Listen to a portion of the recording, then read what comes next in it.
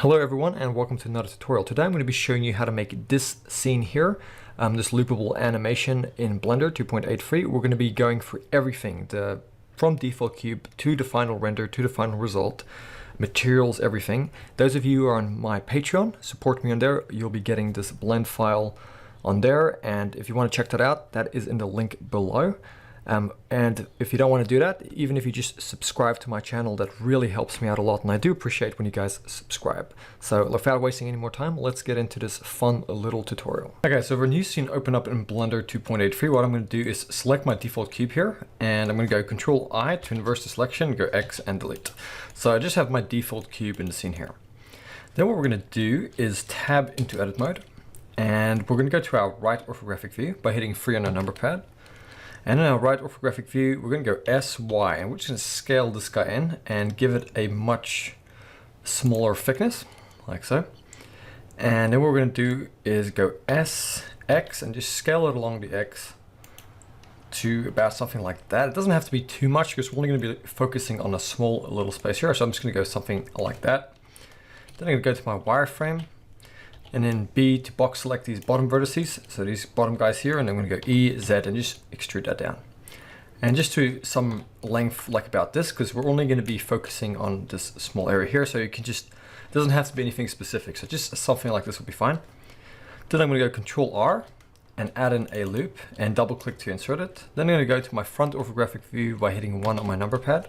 And then what we're going to do is go Control B, and we're going to pull our mouse till we get this to be the size of one grid space. So I'm going to go like that and just double click to enter that. And you can see here, if you look on the grid, you can see this is about the size of a cube. So if I were to go Shift A and add in a cube, it would be the exact same size as that. So that's what I'm doing. And it should be perfectly in the middle. I moved mine a little bit, so I'm just going to move it on the X just so it's nice and in the middle.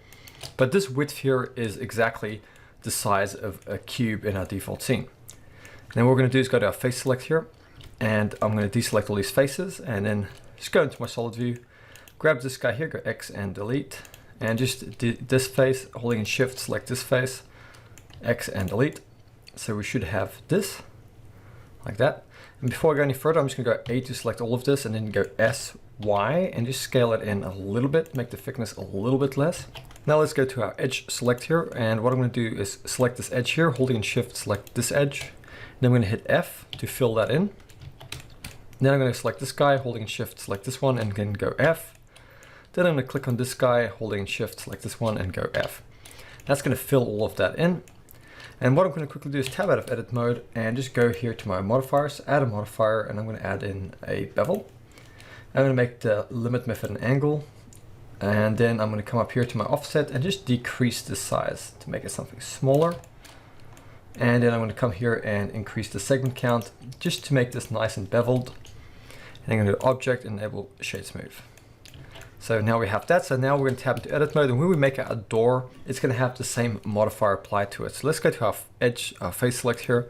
I'm going to select this face down the bottom, go Shift D, right click to let go, and then go G, Z, and just bring this guy up a tiny little bit.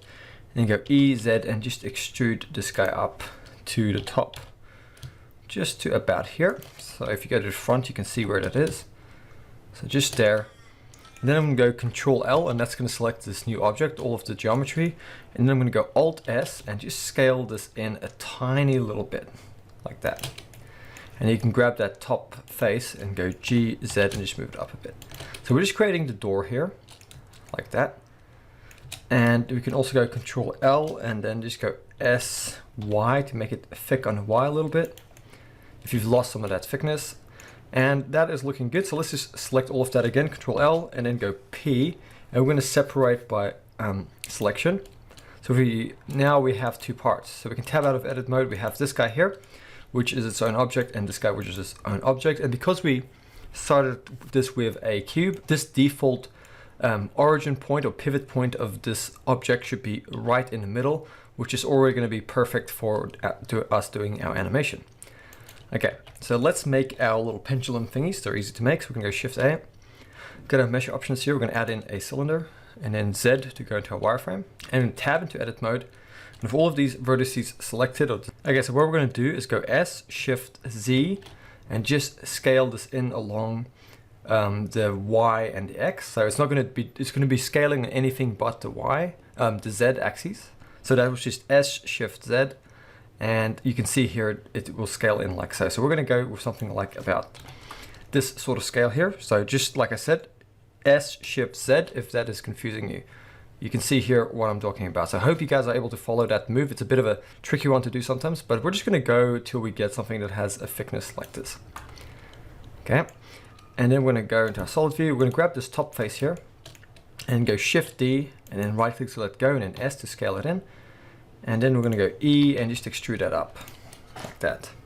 And this one we want to extrude up a few grid spaces. So what we're going to do is look at this grid here. So you can see here we have one grid space, then another one, and then a third one, and then a fourth one. So we're going to take it up to this fourth grid space here, which is going to be right up here. So you can see here, if we were to put a cube here, we'd have 1 cube, 2 cube, 3 cubes, and then 4 cubes. And then with all of this selected, we want our origin point to be right over here. So we're going to go A to select all of this geometry, then G, and then Z, and then bring all of this down till the top of our geometry here is right on that origin point, that little orange dot thing over there. And then we're going to tab out of edit mode and go G, Z, and just move this guy up back to where it was roughly, which is there. So you can see the origin point now is 4 grid spaces up, or cube spaces if you will. So what we can do now is go G, X, and just move it to the side here, like that. And we can add some modifiers. So I'm going to go to my modifiers, and I'm going to add in a edge split. Then I'm going to go to my object, enable shade smooth. And because we're going to be duplicating this guy and we don't want to carry over all the materials, let's just create some placeholder materials. So I'm going to go new, and let's just call this purple, because I'm going to be making it purple, but you can call it whatever color you want. Go to my viewport. I'm just going to make this purple for now. And then I'm going to tab into edit mode. Go up here, create a new material. I'm just going to go new and call this just light purple. And then I'm going to select this face up here, and I'm just going to assign that light purple and go assign. And I might make this a much lighter kind of purple, like that. And then I might also just give this bit here by coming into the edit mode, select on one of these faces here, go Control L, and we're going to give this cable thing here its own material. So we're going to go new, create a new material, new, assign, and let's make this material in the viewport here just a black kind of material, like that. So that's going to be our pendulum. And we can go to our front view by hitting 1 on the number pad. And we want to make sure that this guy is positioned kind of right here close to the edge. And we're going to go Shift D, X, and just move this one over to kind of be the opposite this side. So you should be seeing something like this. Okay. So if we rotate this guy, these guys are gonna be passing over on the sides. And I'm gonna show you how we can do that with our animation. Let's just add in some more things to our scene. So I'm gonna go Shift A, I'm gonna go to my mesh options here and add in a plane. Then I'm gonna go RX90, hit enter, and I'm gonna scale this up nice and big. And then go G, Y, and just move it back into our world settings. So if we go to our front orthographic view, we should see this. So let's add in a camera. So I'm gonna go to an angle, like something like this. I'm gonna go Shift A, I'm gonna go down to my camera, add in a camera. With my camera selected, I'm gonna hit 0 to go to my number and to my camera view, hit G and my middle mouse wheel, I'm just gonna pull back to bring this camera out. And then I'm gonna go down to my camera settings, go to my focal length and make it 85, hit enter. Then go to the output settings, and we're gonna make the Y value here 1920 on the Y, so it's in the square aspect ratio. And we can grab this guy at the back and just scale it up till we don't see anything in our camera view. Or we can just go SX as well, that'll help. So now we have something that looks like this. So that is our scene, and now we can get into our animation, just doing some really basic animation, and then we'll add the rest of the materials. Okay, so to get started with our animation, what we're gonna do is come here to our end frames, and we're gonna make it 80, and hit enter, because we're gonna be working with 80 frames. Then we're gonna come here and just drag this bar up to give ourselves a little bit more space to work. And I like to hit my middle mouse wheel and just drag this guy out to the middle. So it just gives us a nice open space to work with.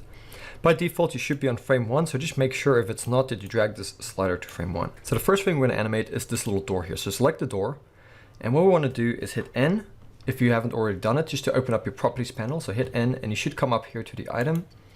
And then you're going to go down to the rotation properties or the vectors of this door here. And you can see here, everything is set to 0, so it should be. And we're going to take the Z value here, and on frame 1, we want to leave the Z value here at 0, and we're going to hit I, hovering over it. That's going to insert a keyframe. Then we're going to come here to frame 80, and we want to make this do a full 360-degree turn on the Z axis. So we're going to come and type in 360, and then we're going to go I to insert a keyframe. So what's going to happen if we play this from frame 1, it's going to rotate all the way around. This is exactly what we want, but at the moment we're getting a non-linear interpolation. So what we want to do is highlight both of these keyframes. We want to hover over here and hit T, come to our interpolation method, and we want to make it linear so we get a smooth linear movement, and we don't want any easing in or easing out. So it's just one continuous non-stop rotation like that. Okay, that's really good. What we're going to do is grab this pendulum here to our right. Then we're going to hit 3 on our number pad to go into our right orthographic view. And what we want to do is come here to the local X rotation, and we want to make that, I think 19. So that's what I'm going to go with, 19, and hit enter.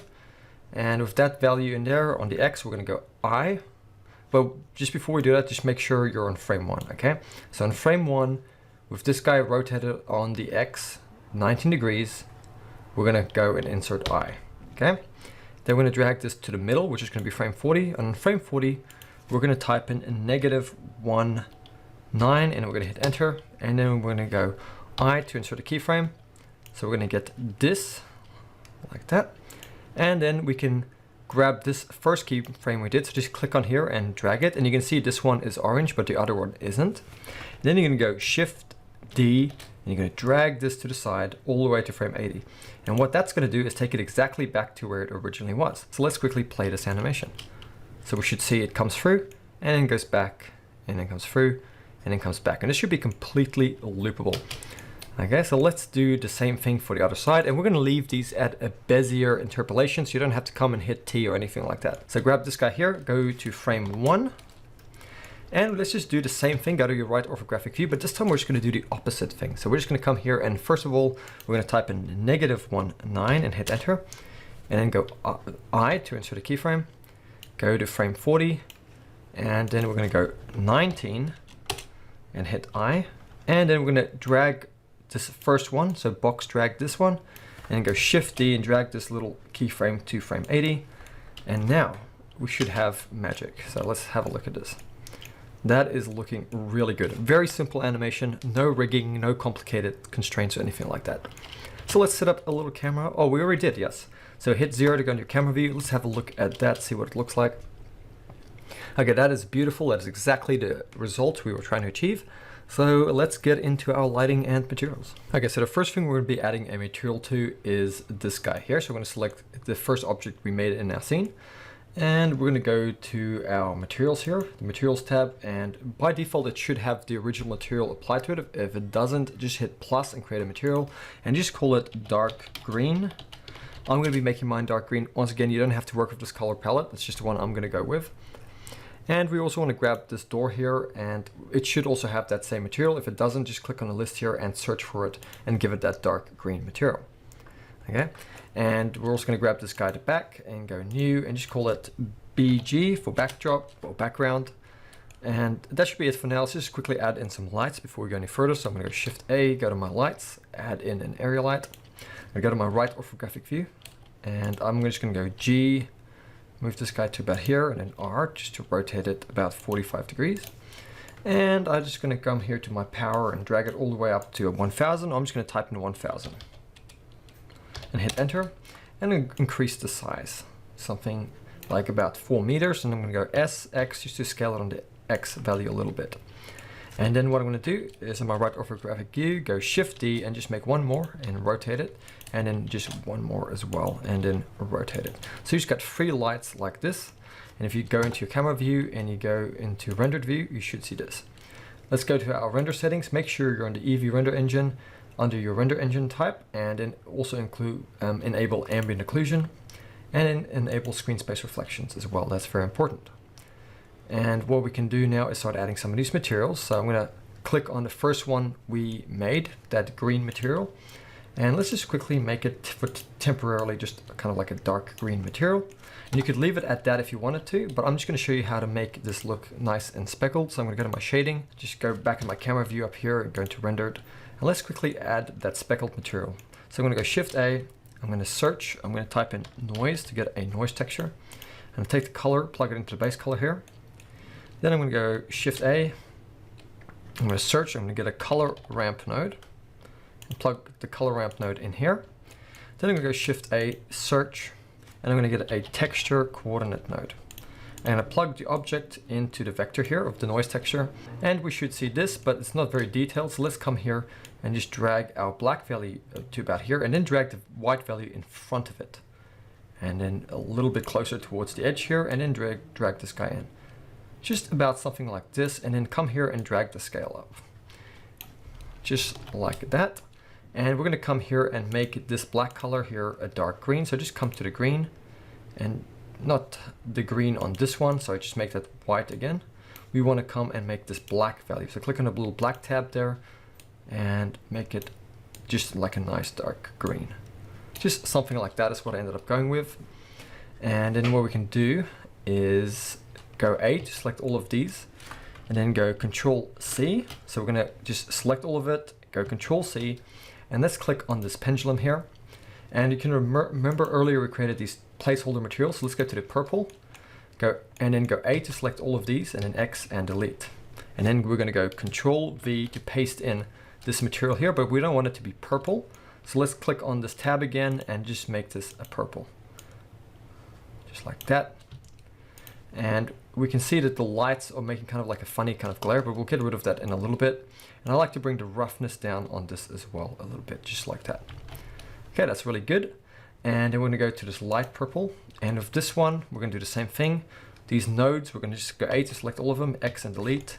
Then go Control V to paste in the nodes. And then we're going to make this one like a light kind of purple, just like that. Okay, that's really good. And then just go to the last material we created, which was the black material for the cable there. I should probably just call that cable. And I'm going to make that black like this and make it less rough. So bring the roughness down a bit, just do something like that. And maybe make it a little bit more metallic as well. Okay, something like that will be fine for now.